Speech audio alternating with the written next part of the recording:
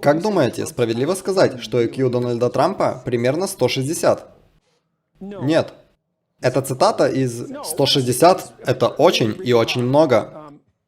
Обычно, когда вы встречаете умного человека, то его IQ около 145.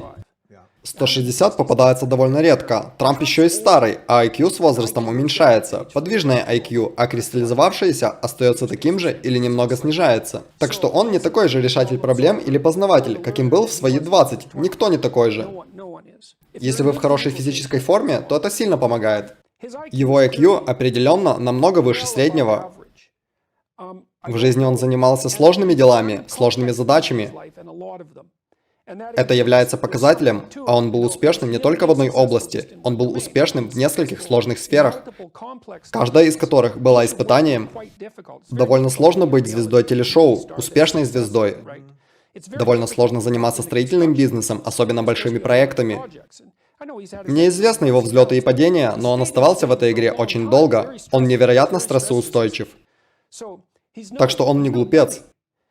Конечно, всегда приятно думать, что твой политический оппонент просто глуп. Но, как по мне, он сделал слишком много сложных вещей, чтобы предположить... Если бы он не был умен, то он бы не сделал всего этого. Хорошо, что вы это подметили, потому что когда вижу истеричных людей, называющих его недотепой, не знающим, что он делает, то это похоже на очень примитивное мышление.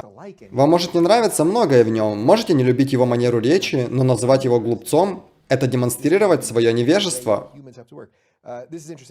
Еще он выиграл выборы президента, конечно, с абсолютно неординарной компанией, не потратив излишне денег. Что же он, счастливчик? Думаете, он просто счастливчик? Я не думаю, что это была просто удача. Как минимум, это была... До какой-то степени это была отвага. Может, даже неосторожный риск и движение только вперед. Я даже не знаю, рассчитывал ли он, что в теории может победить. Да, и несомненно, у него было видение, как это работает, у него была отвага, но он еще и окружил себя людьми, которые лучше понимали политику, чем он. Да, он очевидно умел читать людей.